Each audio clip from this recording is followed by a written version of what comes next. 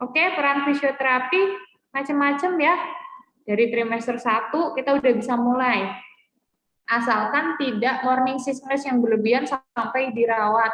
Biasanya kita bisa mulai di situ karena di trimester 1 itu untuk mengurangi keluhan-keluhan karena perubahan hormon yang relatif naik ya istilahnya, hormonnya sudah mulai beda dari sebelum hamil. Nah itu pasti akan mempengaruhi. Nah di situ nanti kita juga akan berperan. Trimester 2 mulai ada perubahan postur, jadi posturnya karena perut udah mulai membesar, kemudian terdapat gangguan, aduh aku susah jalan, sakit pinggang dan sebagainya. Nah di trimester ketiga ini kita akan mempersiapkan tentang kelahiran. Jadi fokus kita adalah persiapan pas mau melahirkan. Nanti juga akan ada yang namanya trimester 4. Trimester 4 itu setelah lahir. Nah, itu fisioterapi juga akan berperan lagi untuk perbaikan setelah istilahnya kendor, si otot-ototnya itu melar, ligamennya melar, dan nanti akan dikembalikan lagi. Nah, itu nanti akan berperan. Jadi untuk setelah perubahan postur bayi setelah lahir. Nah, seperti itu. Nah, ini perubahan postur yang dari bulan ke bulan yang akan dialami oleh ibu hamil. Nah, itu pasti akan ada keluhan, maaf. Jadi pasti akan ada keluhan-keluhan yang muncul. Ini dari 2 bulan yang masih oke lah, kemudian ini 3 bulan yang perut udah mulai agak gede, kemudian ini lebih besar lagi, kemudian pinggangnya agak maju, kemudian ini 5 bulan lebih lagi, dan di 9 bulan yang posisinya seperti ini. Nah, selama kehamilan ini pasti akan merubah posisi awal kita, dan ini akan menyebabkan keluhan kalau kontrol dari tubuh kita itu tidak bagus istilahnya. Jadi otot-otot yang harusnya tidak bekerja, dia harus bekerja di sini. Nah, nanti yang ditakutkan adalah postur yang menetap setelah kelahiran. Nah, itu yang akan jadi problem nantinya. Kemudian, nah ini nih, apa yang boleh dilakukan dan tidak boleh dilakukan oleh ibu hamil. Jadi senam itu bisa indikasi dibolehkan, bisa tidak diperbolehkan. Nah, tidak diperbolehkannya itu bisa yang benar-benar tidak boleh, benar-benar udah 100% dia nggak boleh, atau yang masih relatif. Jadi masih, oke lah, itu mah masih bisa diakalin kalau dia perkembangannya bagus, misal. Nah, yang mutlak itu adalah ruptur membran, jadi membran dari otot-otot dasar panggul biasanya ada yang dengan jenis kehamilan yang menggantung biasanya ada. Nah, kemudian preeklamsi itu kan harus segera ditindak ya istilahnya. Kemudian plasenta previanya biasanya udah totalis. Nah, itu udah karena akan ada pendarahan kan biasanya kalau previa itu kan, jadi sering akan ada pendarahan. Nah, di plasenta previa ini juga masih bisa dilakukan asal tidak total, jadi namanya relatif. Jadi plasenta previa relatif atau menutup atau letak rendah, tapi rendahnya tidak menutupi jalan lahir. Biasanya kan kalau itu kan suka di atas, nah itu masih ada di bawah tapi agak samping, kemudian tidak menimbulkan perdarahan, itu biasanya masih kita lakukan, tapi dengan kehati-hatian. Jadi memang biasanya pasien kita asesmen dulu, Ibu apakah ada, jadi berdasarkan pemeriksaan dari dokter ini. Nah, itu nanti akan lebih detail lagi.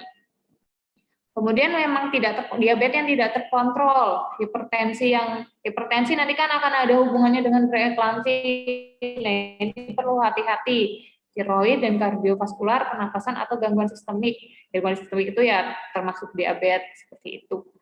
Kemudian untuk relatifnya anemia. Anemia ini kalau dalam fase yang masih sedang, ini masih bisa dilakukan dengan konsumsi makanan-makanan itu masih bisa disiasati. Biasanya akan ditambahkan multivitamin juga ya di kehamilan ke berapa ya 6-7 biasanya kan akan ditambahin multivitamin karena memang hamil itu darah kita encer.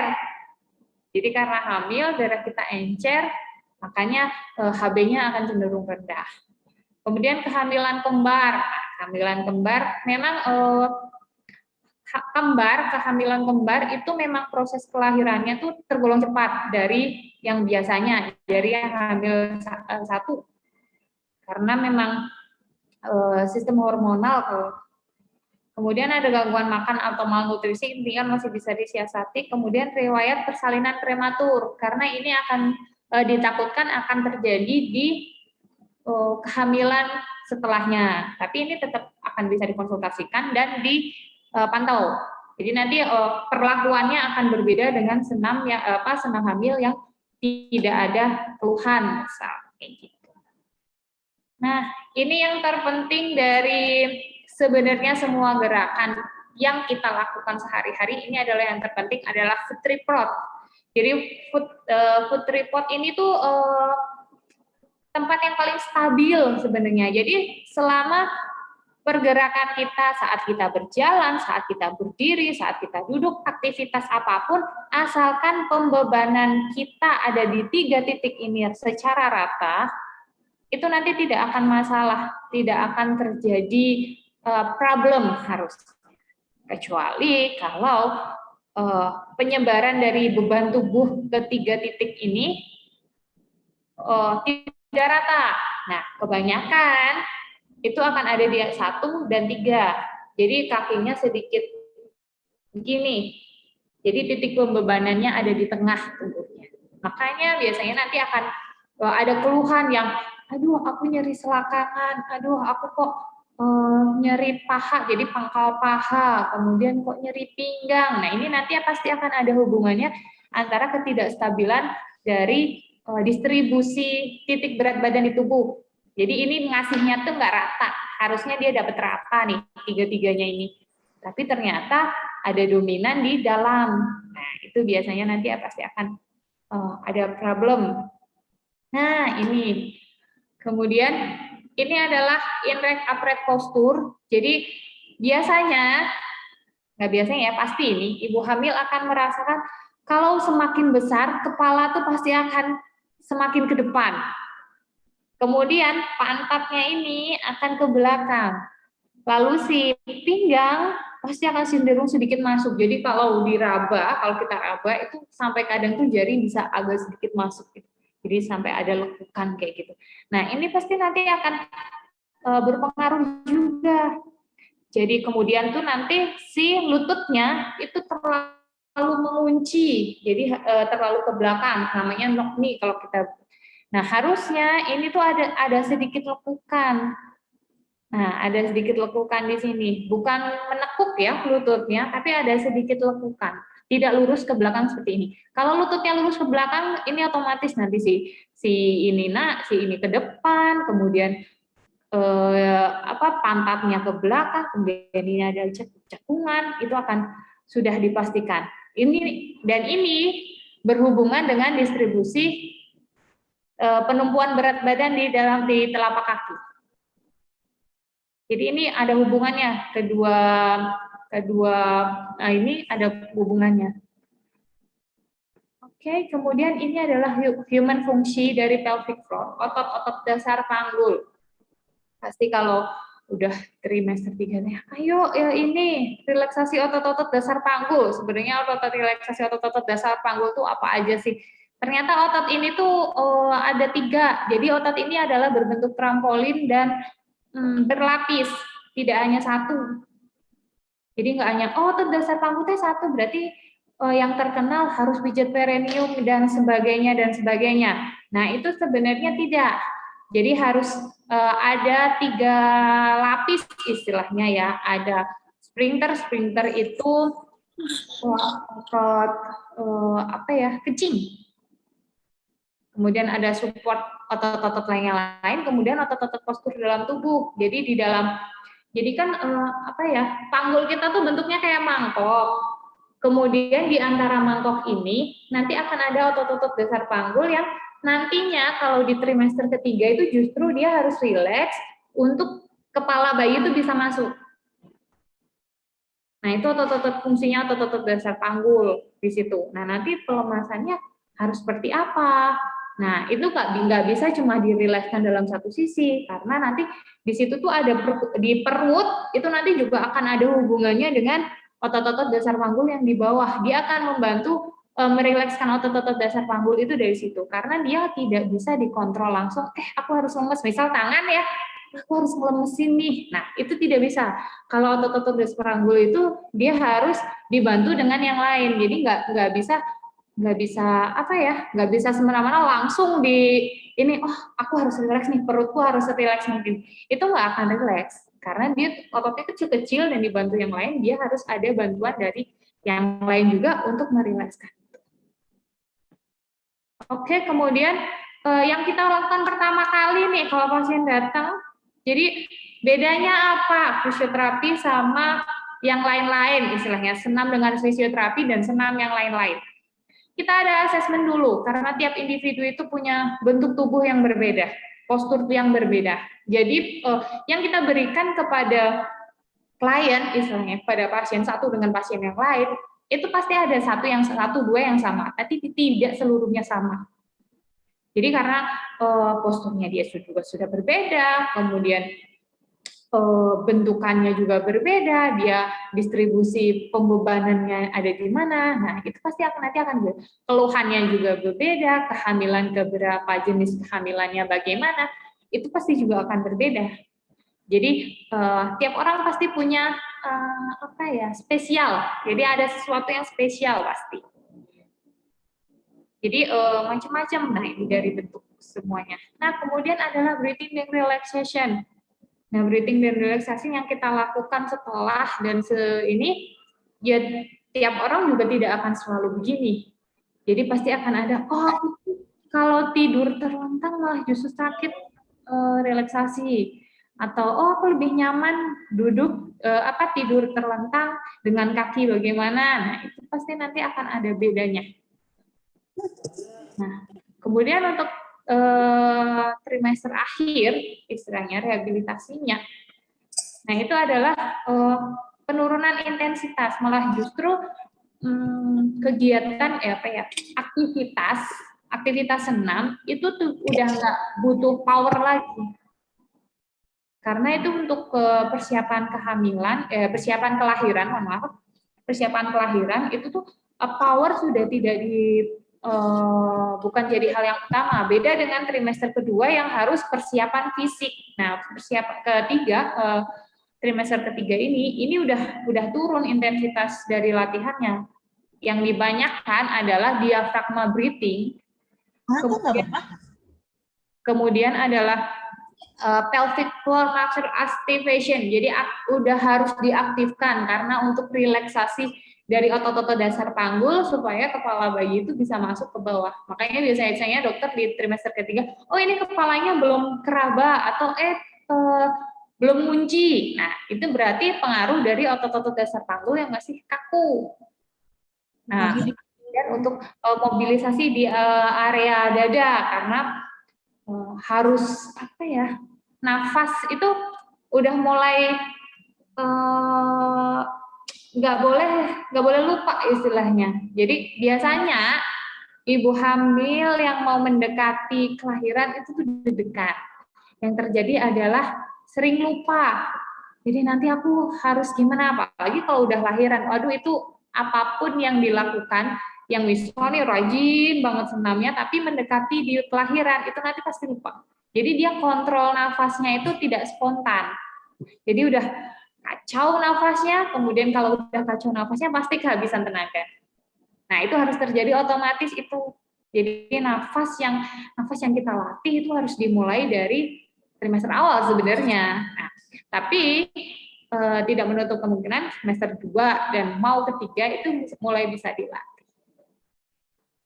Kemudian untuk relaksasi otot paraspinal itu di antara tulang belakang. Nah, itu kan udah biasanya itu udah tegang banget. Nah, itu. Nah, beda lagi kalau di 37 ke atas. Ini kan udah deket banget ya sama kelahiran. Itu tuh isinya cuma relaksasi aja.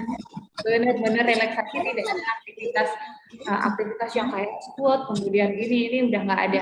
Karena dia udah harus persiapan, nafasnya kontrol, kemudian otot-otot dasar panggulnya memang benar-benar dia sudah oke, relakskan siapa aja. Nah, position biasanya setelah latihan kita akan relaksasi. Itu kita bisa tenaga teknis. tapi biasanya kita Aku lupa nyimpennya di mana, aku nyari ke dia. Biasanya aku nanya pasien mau seperti apa yang pengennya, aku pengen yang ini, yang kayak di kursi standar kayak gitu, itu bisa dilihat. Nah, ini bentuk-bentuk kehamilan. Sekarang mulai dilihat, aku bentuk hamilnya kayak apa ya? Kehamilan itu macam-macam.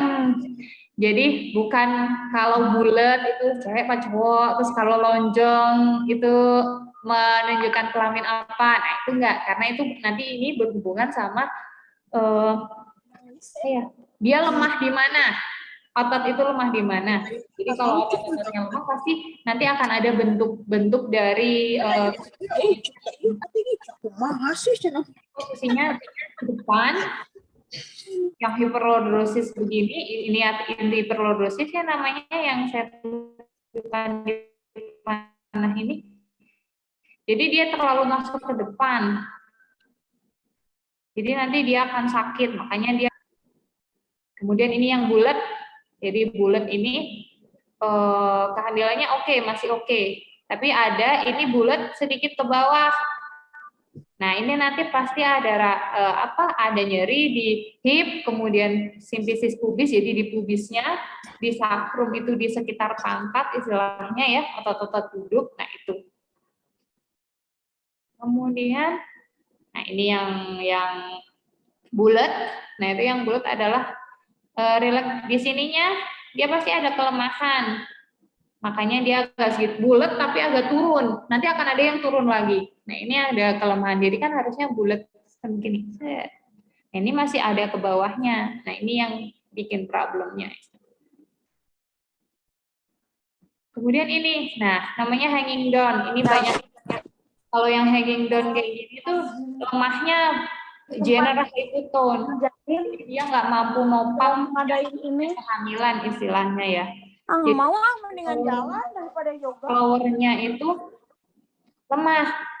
Makanya, nah, yang dibantu dengan belt itu biasanya kloset hamil, ada ya kloset hamil, biasanya harusnya yang tapi itu belum turun. Bukan yang harus yang bulat itu harus dikasih belt, itu sebenarnya tidak, untuk keamanan nggak masalah. Yang wajib pakai belt itu harusnya yang kehamilan yang hanging down kayak gini. Jadi yang benar-benar turun. Karena kalau turun begini dia pasti akan lebih banyak menekan daerah kemaluan. Nah, pasti daerah-daerah di sekitar panggul ini, maksudnya paha, lipat paha dan sebagainya, ini pasti akan sakit. Karena ini kehamilannya benar-benar turun. Dia akan sedikit menekan, makanya nyeri vagina, kemudian nyeri selangkangan, itu banyak di kehamilan ini. Karena dia benar-benar ototnya tuh lemah, hypotonus. Jadi kayak tonusnya tuh lemah. Terus overload ligamennya yang harusnya dia itu ada yang manggil. Masih bisa membawa si perut, tapi dia over kerjanya. Kemudian breathing yang masih terengah-engah istilahnya. Jadi memang engap ya, ibu hamil memang engap. Cuman kalau tipe nafasnya itu yang seperti pendek, nah itu sebenarnya bisa diatur tipe nafas yang pendek seperti itu. Nah, di sini pasti terapinya akan ada, semua terapi itu akan ada stimulasi outfit tiga titik tadi di awal. Nah, itu distribusi. Sebenarnya dari situ nanti akan membantu. Tapi kalau sudah terjadi ya mau tidak mau harus ekstra lagi nanti latihan. Oke, mungkin itu sedikit pemaparan ya. Jadi mulai tahu bentuk kehamilanku seperti apa, bentuk tubuhku seperti apa. Berarti aku harus gimana? Nah, nanti akan saya jelaskan di praktek.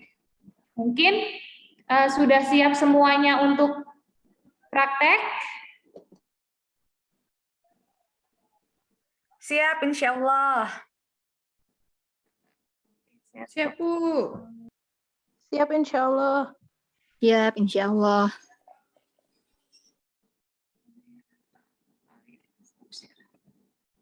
Oke. Sekarang boleh diaktifkan kameranya ya. Nanti saya mau lihat satu-satu. Jadi nanti saya memang sangat tidak efektif sebenarnya, tapi tidak apa-apa. Setidaknya saya tahu bentukan dari tubuhnya itu bagaimana. Kemudian saya harus bagaimana nanti biar ini aja ya. Nah. Oke, suara saya terdengar ya? Terdengar. Oke. Untuk relaksasinya dari bahu,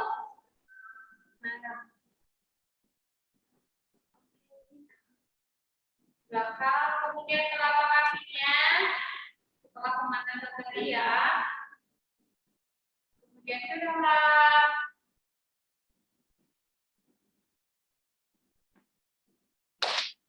tiga di kiri,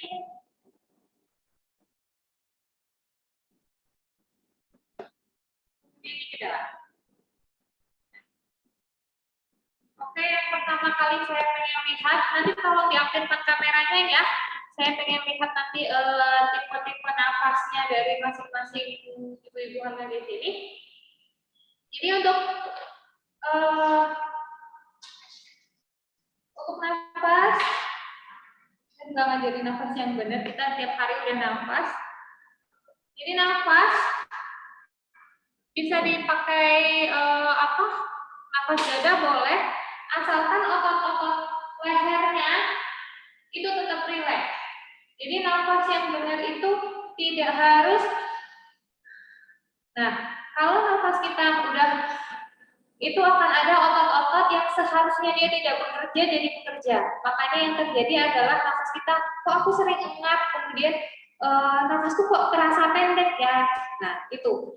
Jadi biasanya ada penggunaan otot-otot yang seharusnya tidak digunakan, namanya otot-otot aksesoris. Otot-otot aksesoris itu bisa otot leher, kemudian otot-otot daerah bahu.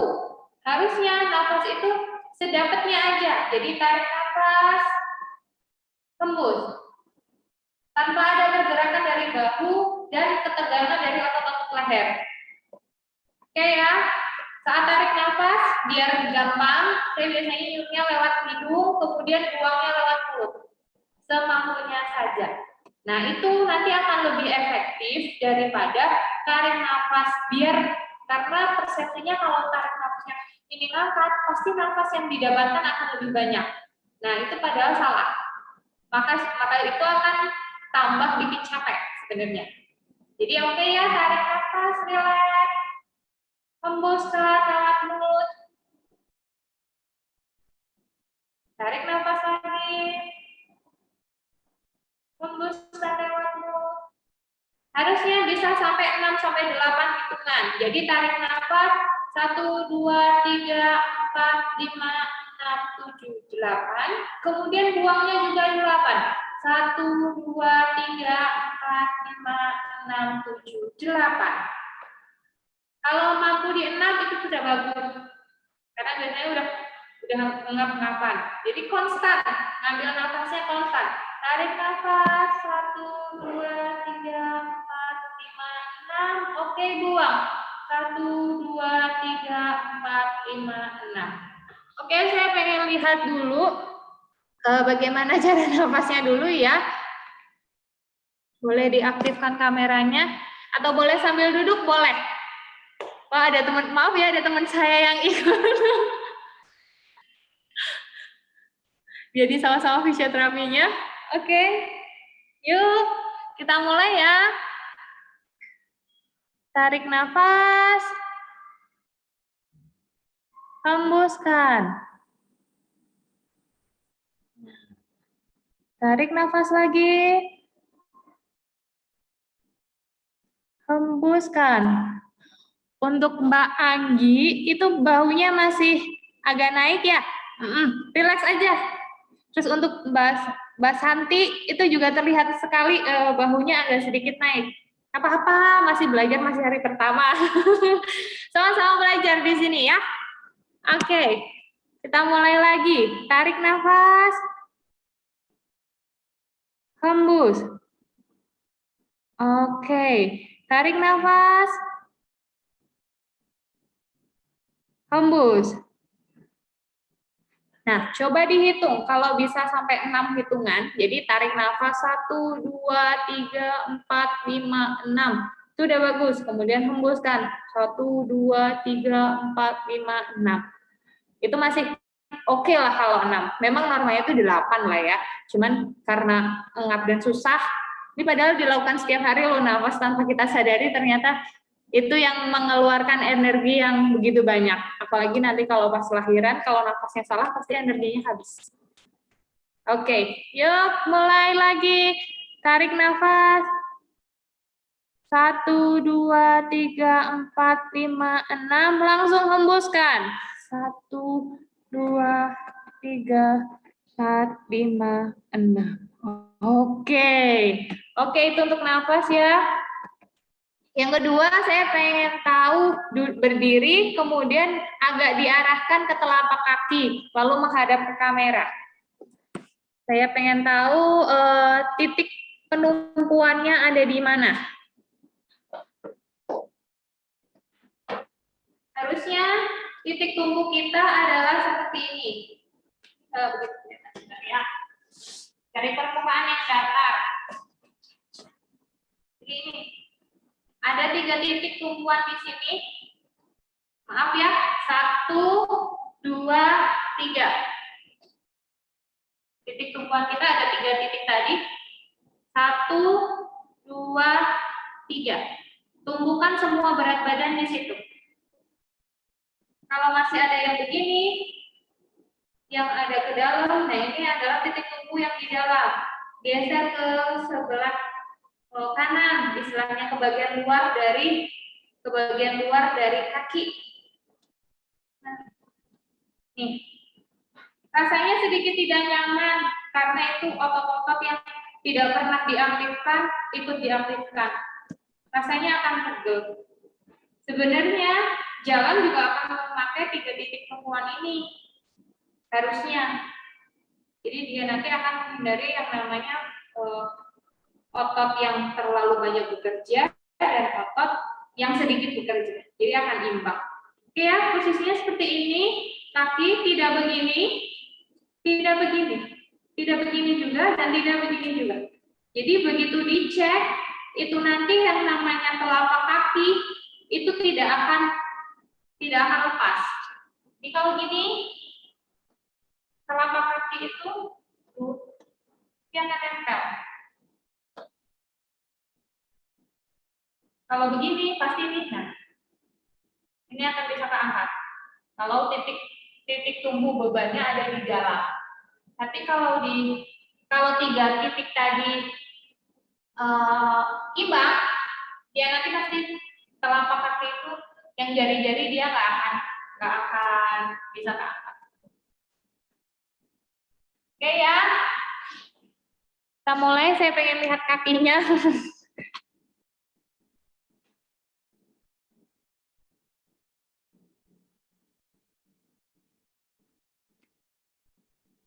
Untuk Mbak Salsabila, kakinya masih ada di dalam ya. Kemudian untuk Mbak Anggi Agustin, itu kalau bisa lurus ke depan si telapaknya. Nah, ada di ini.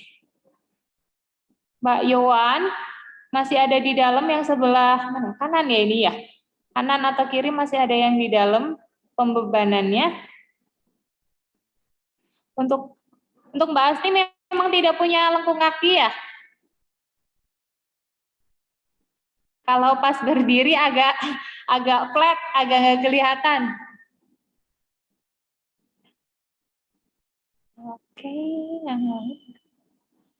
Untuk Ibu Mbak Nur Afifah, itu kaki yang sebelah kanan agak ditaruh di luar pembebanannya, karena kelihatan banget kalau tulangnya ada penumpuan di tengah.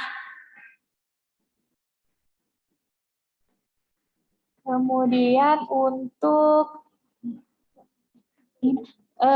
Mbak Gina, itu kakinya diluruskan sedikit, kemudian agak ditaruh di bagian luar.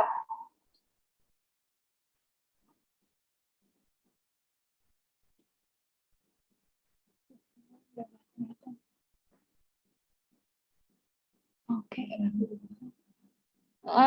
Ya betul. Oke. Siap. Oke, kita mulai ya. Tolong diingat-ingat. Oh, ini ya ternyata titik tumpu yang seharusnya saya pakai kalau sedang beraktivitas atau sedang. Kalau kaki saya gimana ya? Boleh Ya. dilihat? Oh ya, gimana Mbak? Coba. Mbak Zia boleh ini enggak? Apa? Itu wudhu ini ya, legging wudhu boleh dibuka sedikit? Biar saya kelihatan. Karena kalau pakai kaos kaki sama apa nggak begitu kelihatan.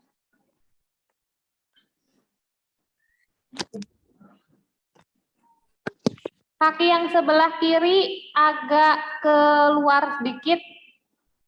Pembebanannya masih ada di dalam. Kiri ya ini. Ya kiri. Nah, itu kiri. Ya kiri. Ya. Nah, itu agak keluar sedikit, kan masih agak begini. Nah, nanti pasti akan kelihatan kalau titik pembebanan tubuh ada di dalam, ini tuh ada, maaf ya, saya ngeliatin kaki, ini tuh akan jadinya jatuh ke dalam, jadi di sini kayak ada tulang kalau pas berdiri. Nah, itu berarti titik tumpu bebannya ada di bagian dalam. Harusnya gimana, Bu? Harusnya kaki itu harus ada lekukannya, maaf ya, begini. Nih. Kurang kelihatan. Kurang kelihatan ya? Begini.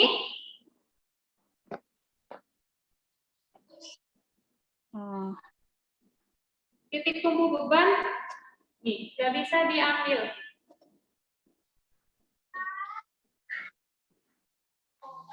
Jari-jarinya kalau dites, istilahnya dites untuk diangkat, kalau titik bebannya bagus, dia pasti nggak akan bisa diambil seperti ini.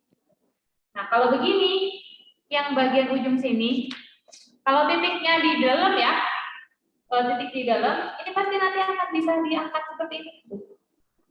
Ini tidak terdistribusi dengan sempurna. Harusnya. Oh iya, betul. Oke ya, sambil ngetesnya, sambil jari-jarinya dites. Bisa nggak ya? Oh, kalau masih bisa, berarti titiknya nggak terdistribusi dengan baik. Oke, untuk yang kedua saya mau lihat posisi perut dan pinggangnya. Ini betul nggak ya, Bu? Bu Asti ya? Mbak Asti yang sebelah kanan itu masih ada di tengah ya jempolnya, karena jempolnya masih begini. Nah, bawa ke samping sedikit.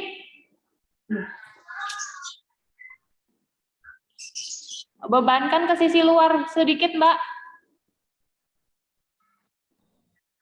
Ya. Lututnya tidak boleh terlalu mengunci.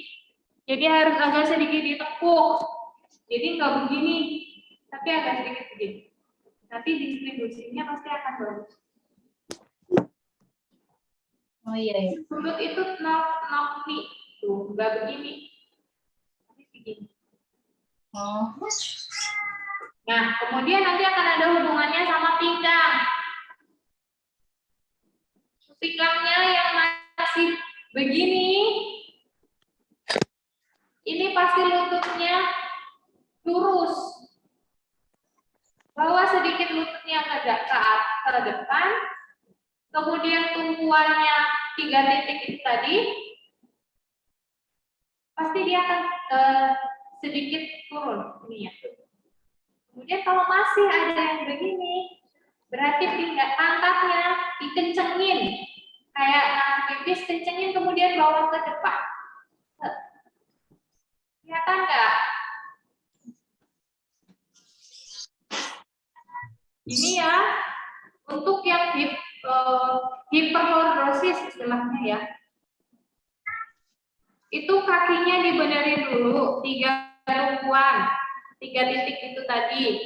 Kemudian lututnya agak sedikit ditekuk ke depan, nggak usah ditekuk gini banget ya, nggak usah yang ke depan begini, tapi begini cukup tuh.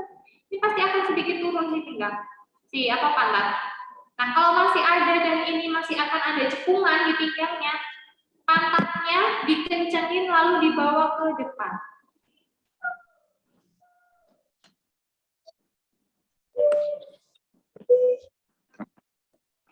Oke, ada yang belum paham?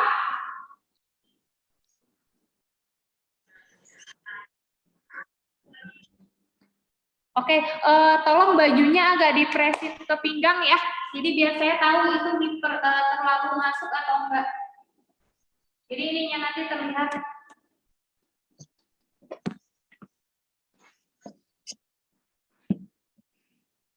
Oke.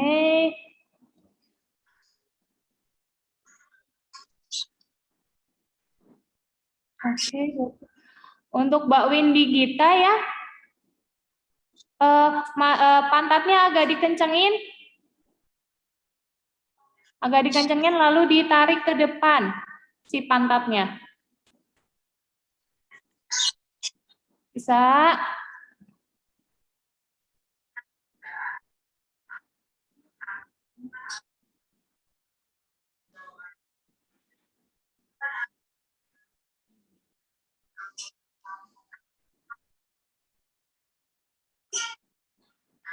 Oke. Untuk Baginap, si pantatnya agak sedikit dikencengin lagi. Oke.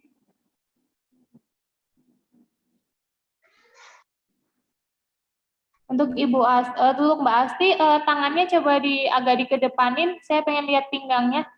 Nah, pantatnya agak dikencengin, dibawa ke depan. Nah, tapi ininya lututnya jangan nekuknya, jangan banget. Agak diturunin lagi. Nah, oke. Pantatnya dikencengin, kemudian dibawa ke depan.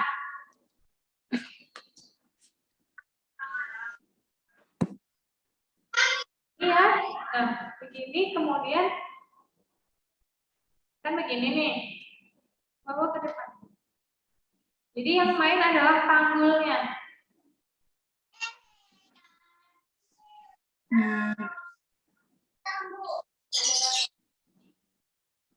Ini akhirnya nih, ini kan begini ya. Kemudian akan sedikit mengurangi cekukan di bagian pinggang. Karena kalau gini banget, ini pasti akan sakit pinggang. Oke.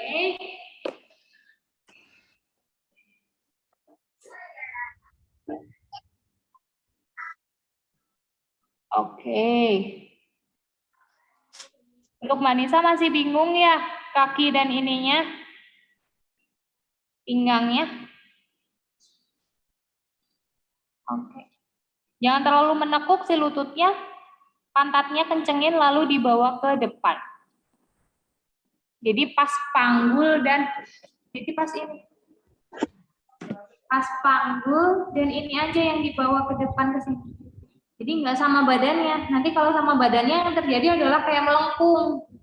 Tapi ini hanya sebatas pinggang. Ini ya. Pinggangnya aja.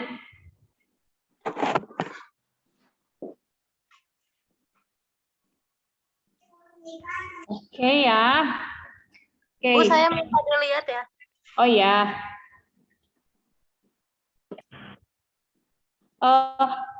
Baju yang pas bagian pantat bisa agak di ini biar kelihatan. Nah, oke. Oke, udah bagus. Pantatnya kencengin lagi aja. Ini udah oke. Untuk Mbak Zia juga udah oke. Mbak Asti ini sepertinya kehamilan berapa minggu, Mbak Asti? 36 36 ya? 36 ya. Ya. Oke. Ini udah, karena ini kayaknya riwayatnya udah ada hiperlordosis sebelum hamil. Ya. Jadi ini masuknya sedikit banget ini. Ini pakai bel saya tuh. Oh ya. Tuh. Oke, semuanya udah mulai oke. Untuk Mbak Dwi Handayani boleh saya lihat sebentar si ininya. Nah.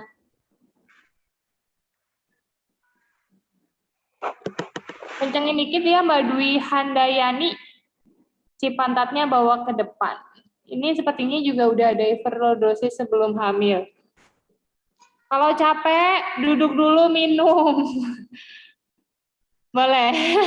Hari ini disuruh berdiri terus ya. Maaf.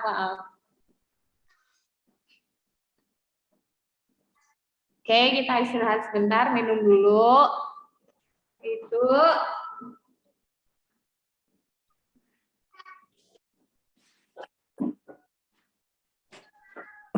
Rata-rata ini udah 36-an ya, 36, 35, 34-an, 34, 37, atau udah mau lahiran? Saya 37, Teh.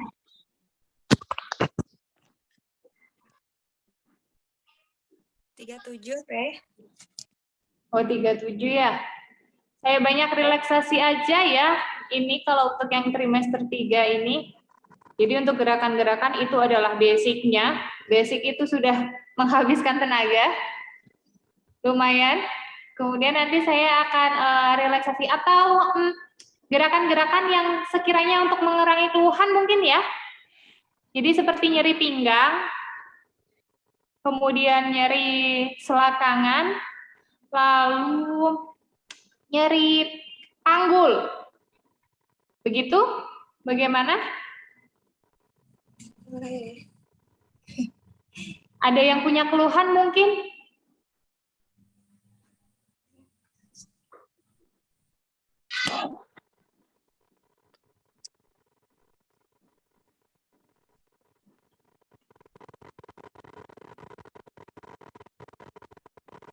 Kalau saya keluhan nggak ada, cuman mau request gerakan supaya kepala dedeknya masuk panggul, boleh Teh? Oh, ini kehamilan keberapa? Lalu di kepalanya sekarang gimana ya? Kehamilan pertama, usia kandungan 37 minggu, alhamdulillah kepalanya sudah di bawah Teh, posisi anterior ya. Posisinya udah bagus, tinggal masuk panggulnya ya? Ya betul Teh. Oke, saya mulai dari yang untuk masuk panggul ya.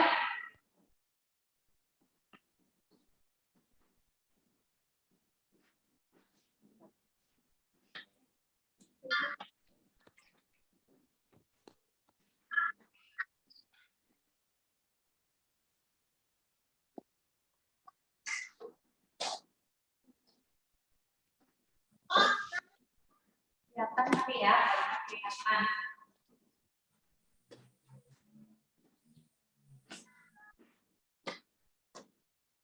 Untuk yang masuk panggul memang yang terkenal itu jongkok ya.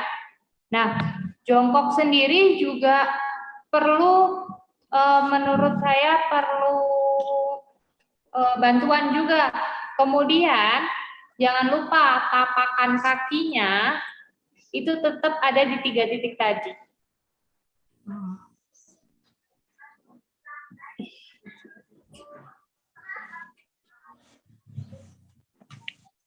Maaf ya berpindah-pindah ini karena ininya agak benar. Bisa cari pegangan ya. Saya sarankan untuk mencari pegangan karena keseimbangannya sudah tidak bagus, sangat tidak bagus menurut saya. Jadi cari pegangan yang memang kuat. Kemudian biasanya saya mulai dari relaksasi dulu. Jadi seberapa pencapaiannya. Istilahnya kita begini ya. Kelihatan ya gambar saya? Kelihatan. Ya.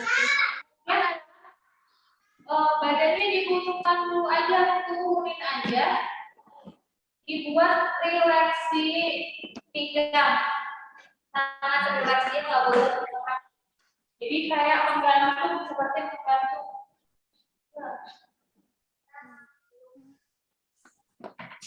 Ini akan menarik.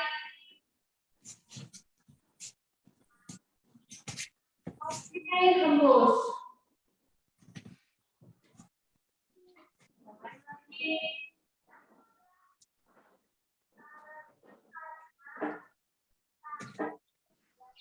Jadi si hamilnya, si perutnya biarin aja dia ngegantung.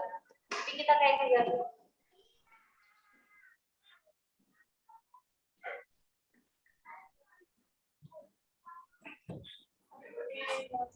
Jadi pinggang benar-benar rileks. Kemudian yang kedua adalah pegangan yang erat.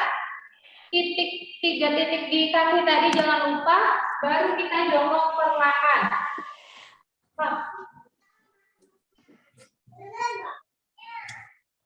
Kakinya dibuka selebar yang kita mampu aja. Jadi benar-benar semampu kita. Karena kan di sini udah ada perut, jadi jangan jinjit ya. Tetap tapakan kaki di lantai.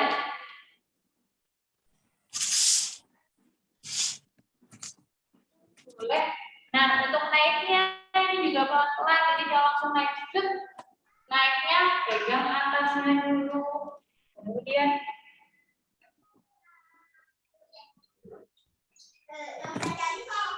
turun lagi, turun perlahan.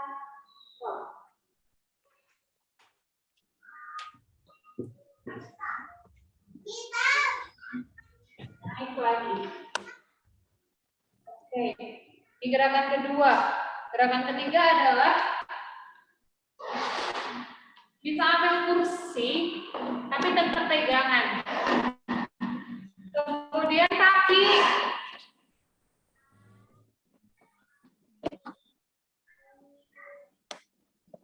Pegangan. Usahakan kursinya kuat, atau kursinya ada yang megangin ya. Kemudian gerakan 1. Oke. 2. Oh, gitu. 3.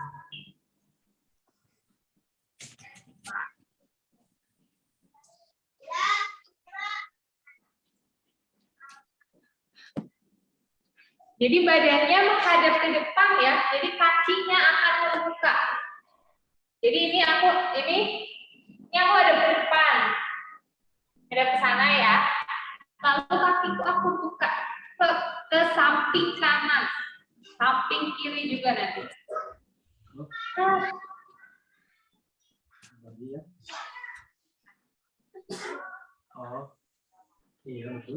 Relax aja. Nanti setelah ini kalau ada rasa pegel, boleh dikompres. Karena ini otot yang nggak biasa digunakan dipakai.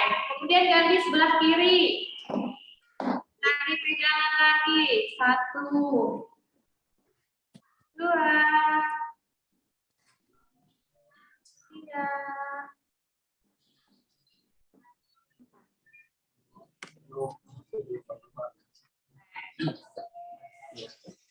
Nah, kalau di rumah punya bola, itu juga bisa.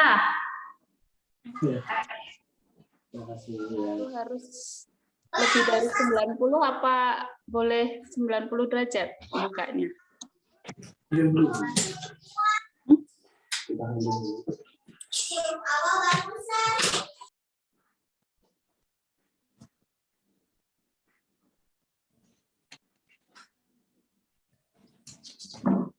Kalau ada yang punya bola, nggak apa-apa, boleh dipakai.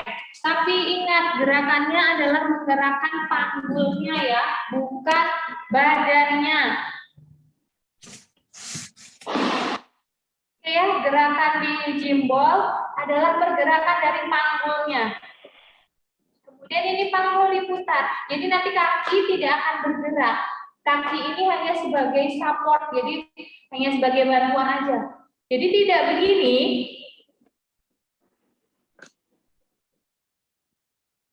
tapi begini. Kakinya tetap diem. Kaki hanya sebagai bantuan aja untuk menstabilkan tubuh. Jadi yang bergerak adalah panggul.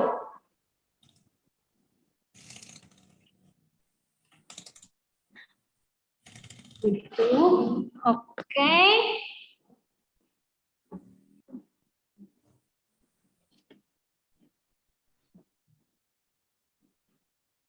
Untuk Mbak Santi, kakinya masih ikut bergerak. Masih dibantu kaki. Jadi benar-benar gerakan dari dijimbol itu sangat kecil.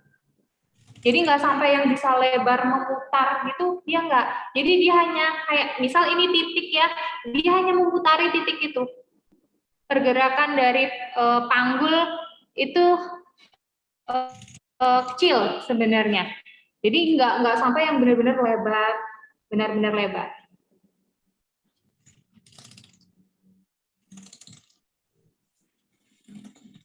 Coba lihat dari samping, boleh Mbak Santi?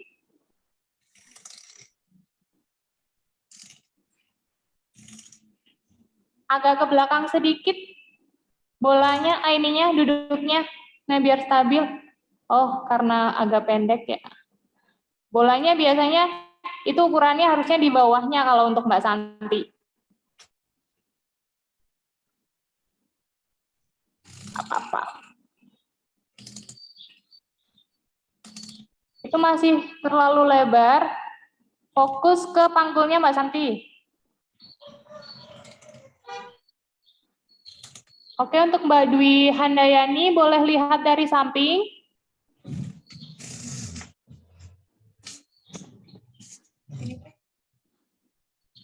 Oke, boleh dimulai.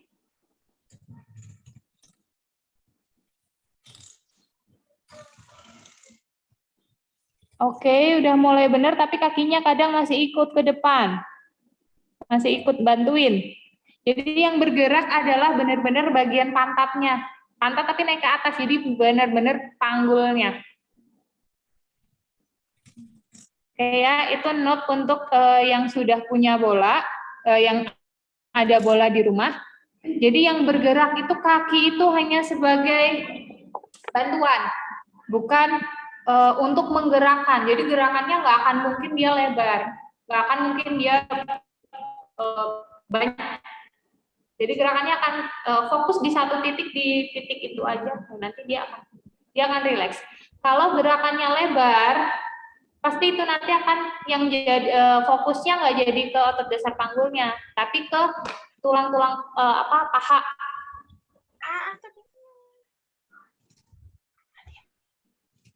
Oke, Mbak Siti boleh diulangi.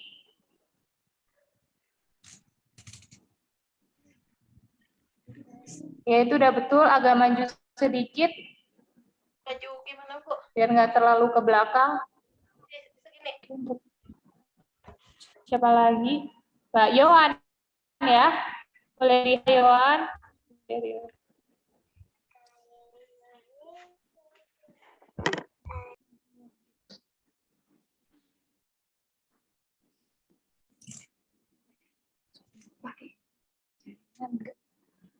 Halo, masih kedengaran deh ya suara saya? Masih. Masih, Teh.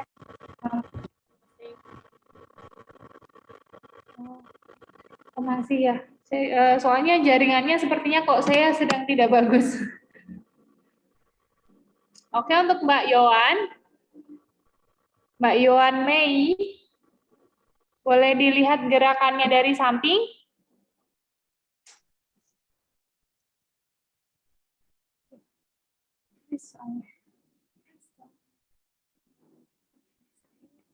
Oke, sering dari HP ku aja deh.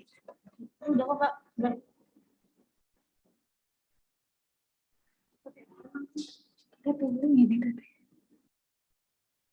Ya, agak mundur sedikit Mbak Yohan, biar nggak jatuh.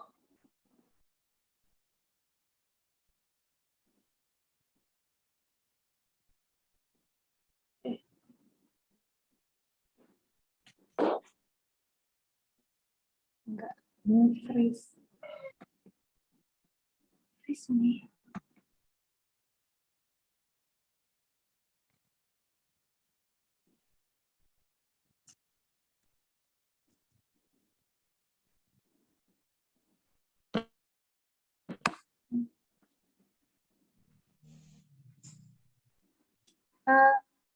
Agak sedikit ini ya, nge-freeze ya.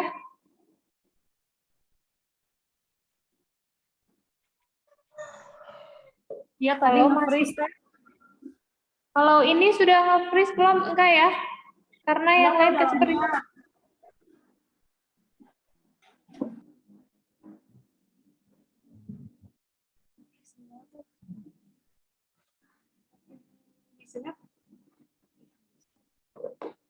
Ya udah mulai. Gimana, masih nge-freeze nggak ya? Kalau di Enggak, Teh, udah lancar, Teh. Ini lancar, Lancar ya? Oke. lancar, Teh. Oke, itu untuk yang relaksasi otot-otot dasar panggul. Ini ada beberapa chat yang ini nyeri selakangan, nyeri tulang panggul, suka sakit di bawah. Oh, ini kencang-kencang ya. Kemudian tulang ekor. Saya mau berbagi trik, bukan trik ya sebenarnya. Sebenarnya ini harusnya kita duduk itu di tulang duduk, bukan di tulang ekor. Cara duduk ya, saya mau praktekkan cara duduk.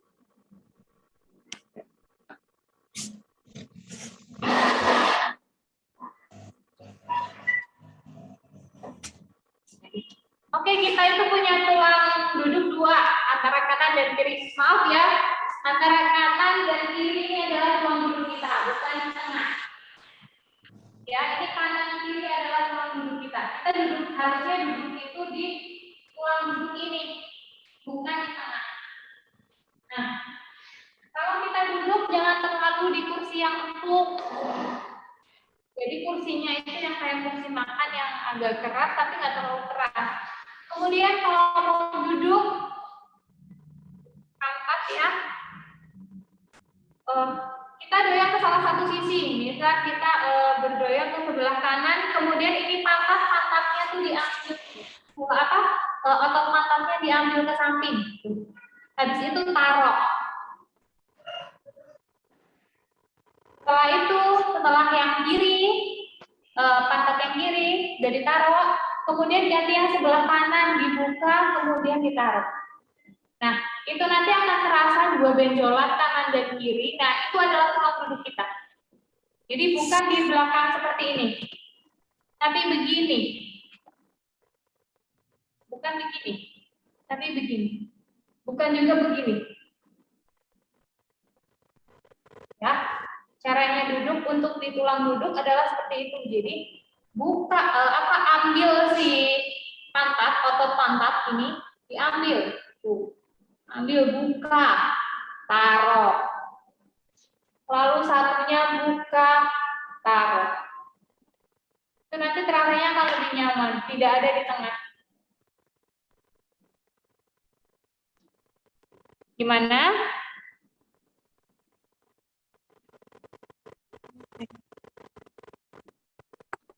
kerasa ya, kedua jadi kerasa ini apa? Kayak ada pas sudah Benjol. dibukain. Ada Ya. benjol. Nah, itu harusnya yang dipakai buat duduk, bukan di tengah. Oh gitu ya. Makanya nanti kalau kita duduknya di tengah, pasti tulang ekor sakit, yang pegel pinggangnya. Nah, sebaiknya memang menghindari kursi-kursi yang empuk. Oh gitu. Jadi kursi yang terlalu melengkung kayak gitu, biasanya sofa-sofa, itu kan memang agak tenggelam jadinya. Nah, itu pasti kalau tenggelam seperti itu tulang duduknya pasti di tulang ekor. Oke, untuk nyeri selakangan ya.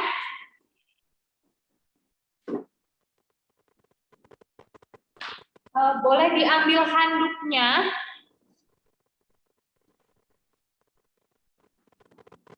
Boleh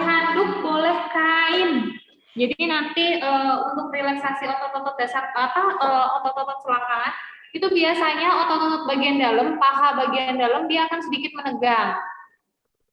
Makanya dia tuh kayak seperti tertarik, lalu jadinya kayak nyeri pipis. Tapi ada juga nyeri selangkangan itu yang disebabkan dari ISK, infeksi saluran kemih. Nah, kalau infeksi saluran kemih otomatis saluran kemihnya terganggu ya. Nah, kalau terganggu ingat tadi kita punya otot-otot dasar panggul tuh ada 3 kan ya. Otot-otot perkemihan, kemudian support, lalu otot-otot postur. Nah, kalau salah satu dari itu ada problem, berarti yang lain nanti akan terganggu juga. Jadi ikutan, walaupun ikutannya tuh nggak banyak. Oke ya. Nah, perbaikannya sebenarnya relaksasi dari otot-otot di bagian dalam paha. Karena kalau nyeri selangkangan, otot-otot bagian dalam paha yang sini, dia pasti akan kenceng. Sangat kencang. Apalagi di bagian sini. Selangkangan sini. Itu pasti akan kencang. Nah, ini harus rileks dulu. Baru si rasa nyeri itu akan berkurang. Satu, perbaikannya adalah perbaikan dari titik berat tubuh tadi, yang ada 3 tadi. Nah, itu satu. Kemudian relaksasi otot-otot di daerah sini. Dengan ini. Sekarang nempel ke tembok. Sikain, taruh di bawahnya. Jadi senyaman kita aja. Jadi biar nggak sakit. Ingat duduk di tulang duduk. Ya, nempel tembok, ininya nempel. Nih, pinggangnya nempel tembok. Kemudian kakinya dibuka selebar semampunya nih. Harusnya saat dibuka, otot-otot dalam ini agak rileks. Tapi kalau nyeri selangkangan itu mau digerakin itu tuh sakit banget. Jadi tunggu terbuka begini, tunggu 5 menit. Bisa ya, awalnya segini. Kemudian buka perlahan. Aduh, di sini udah sakit. Jangan ditahan di dalam, dirileksin aja. Taruh aja si kakinya. Kemudian tunggu 5 menit. 5 menit sambil rileks, sambil latihan nafas. Kemudian kalau sudah agak rileks lagi, lebih rileks, tambahkan sedikit lagi untuk membuka. Kemudian rileks, biarkan dulu 10 menit. Dilakukan setiap kali setelah selesai latihan. Atau saat waktu senggang boleh dilakukan. Jadi untuk ngulur sini nih.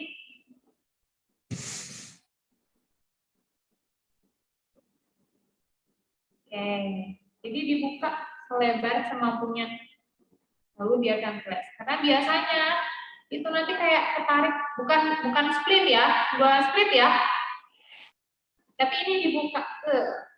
Kemudian minta bantuan orang untuk menggerakkan ini dari telapak kaki. Dari ini.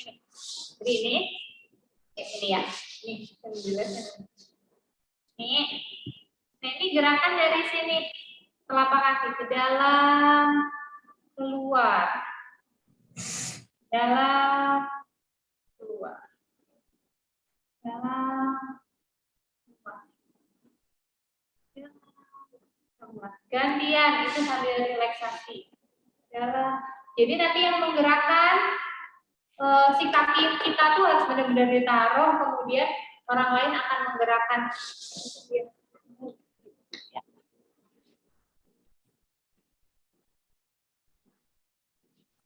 Nah, nanti si kaki ini benar-benar rileks, harus rileks, nggak boleh ada tahanan. Jadi yang menggerakkan adalah orang lain. Keluar.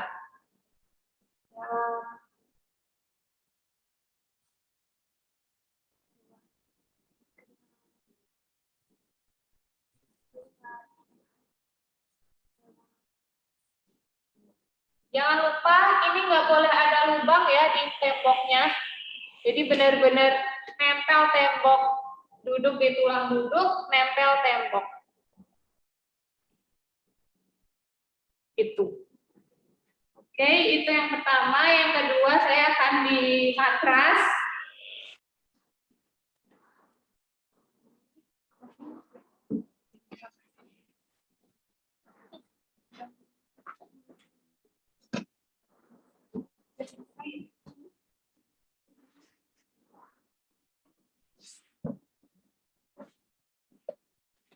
Pinggang harus dalam keadaan datar di matras atau di apa namanya, yoga mat boleh. Kalau saran saya yoga mat itu kan kalau nggak salah cuma 0,8 mili, 0,8 cm ya. Ditambahin seperti bed cover, karena nanti takutnya setelah dari itu suka nyeri pantat. Ada yang seperti itu. Jadi ditambahin aja seperti apa, selimut, biar agak tebal sedikit tapi nggak terlalu melengkung.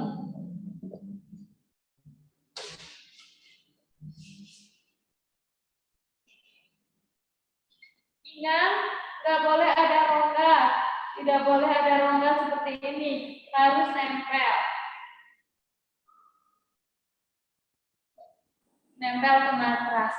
Kemudian kaki tidak boleh bertemu, tapi agak sedikit membuka.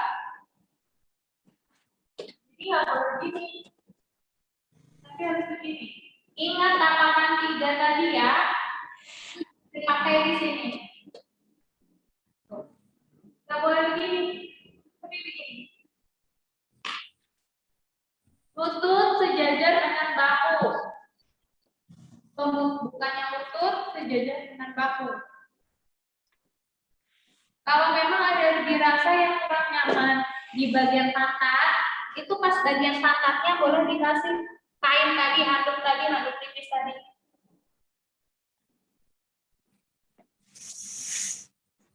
Kemudian taruh. Jadi tebelnya menyesuaikan kenyamanan yang pas bagian antara pinggang dan pantat. Kemudian gerakannya adalah membuka semampunya. Kalau masih nggak mampu membuka begini, kanan kiri dikasih guling.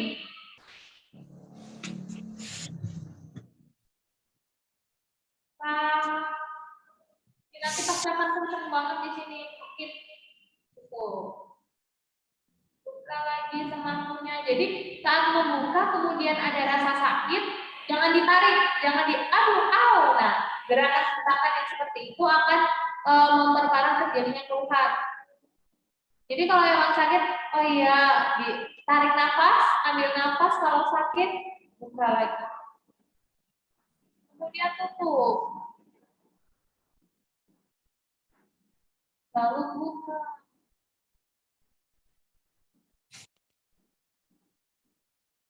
Tuh.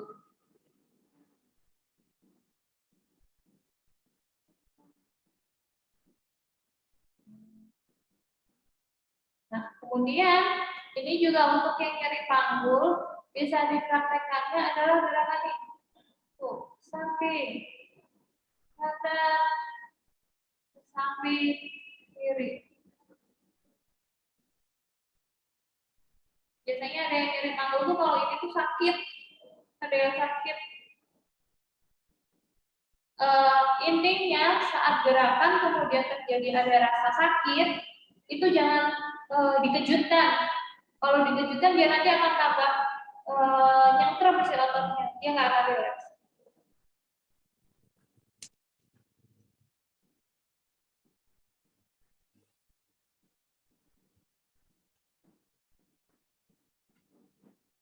Nah, itu lalu untuk relaksasinya, untuk yang nyeri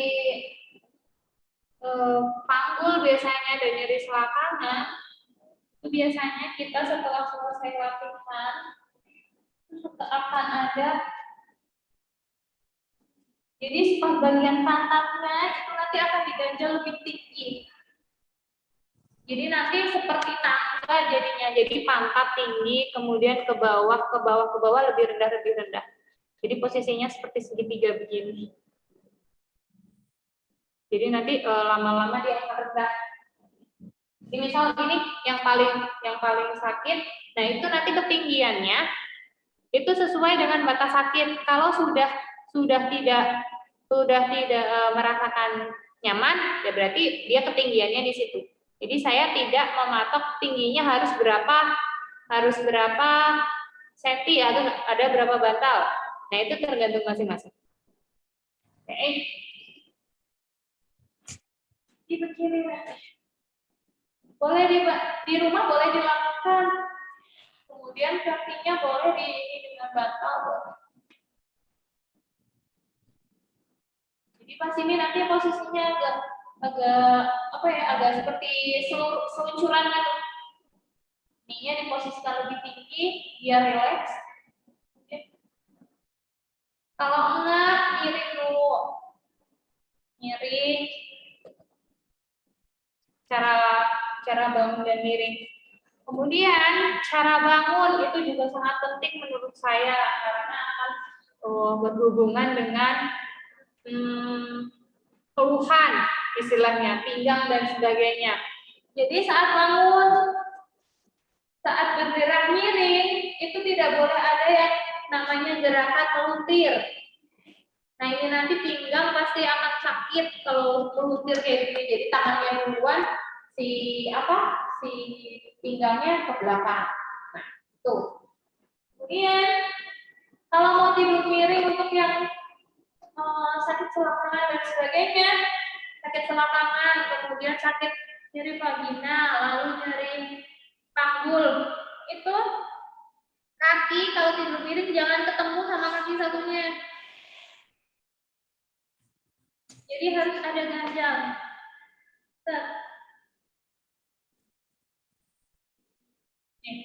Posisi pinggang bahu pinggang ini dalam posisi lurus.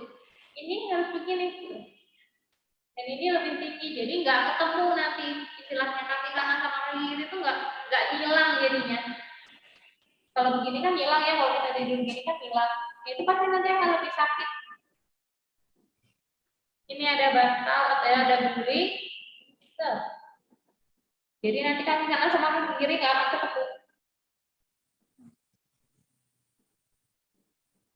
Oke, ini kemudian bangun dari terletak ke miring, lalu bangun. Nah, kalau yang pakai dipan itu kan kaki langsung turun ke lantai ya. Nah, kalau yang tidurnya di bawah, mau berdirinya, merangkak dulu, kemudian bangun, merangkak ya, kemudian bangun. Lalu satu kaki yang dianggap paling kuat itu yang menopang baru berdiri.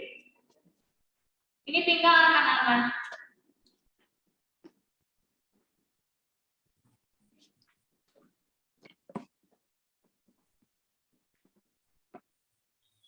Oke, itu mungkin yang bisa saya sampaikan untuk pertemuan Zoom kali ini. Nanti kalau sekiranya butuh bisa datang ke Jasmine karena memang pelayanan kita ada, jadi nanti sambil kita asesmen lagi bagaimana postur tubuhnya, gerakan yang tepat untuk ibu hamil untuk kondisinya berdasarkan asesmen yang kita lakukan. Ini waktunya over setengah jam. Mohon maaf untuk